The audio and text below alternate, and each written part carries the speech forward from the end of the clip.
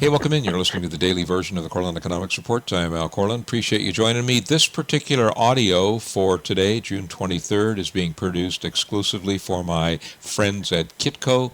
Got a couple of my friends, other friends on the line with me right now. Marshall Barrell, who is the co-portfolio manager of the highly successful Encompass Fund, and Trader Roger Wiegand, who is the editor, publisher, etc. of Trader Tracks, a great newsletter. You guys, I got a question for you.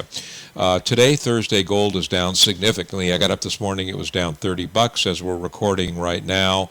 It's down close to $30. It's down $29.20. Silver is down $1.29. In terms of the major markets, everything is down with the exception of the U.S. dollar, which is up slightly.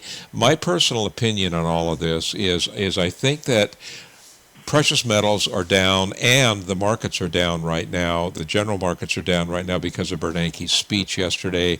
He said, things ain't looking so good. This implies that interest rates are going to continue to stay low here in the United States, possibly move up a little bit, and that implies strengthening for the dollar.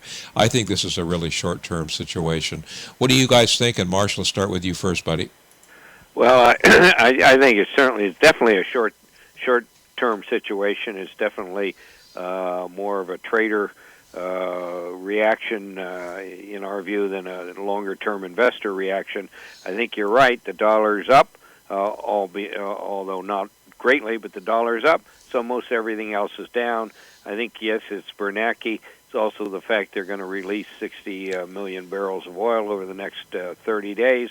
And therefore people are thinking, well, maybe the economies aren't so good along the lines of what Bernanke said. So right now we want to be away from stocks.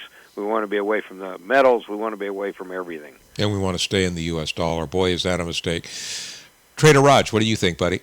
Well, a couple things happen here, too. I agree exactly with what you said, Al. But first of all, gold had double topped, and we did say in alerts earlier this week that it would stall at 1548.5. And how interesting that these remarks happen to just fly out into the media exactly when gold is set up for a weakening and a selling. And that's exactly what happened. It could be coincidence, but it happened. Yeah. Nonetheless, gold is fully supported at this point at 1507 on the August futures. The low today that we saw a little while ago is 1515, and we're looking for a fall high this year. Our number remains at 1607 with potential to 1707. But what is really interesting, Al, is the fact that some very conservative people in big banks are now saying out loud, gold could touch 2,000 by the end of this year.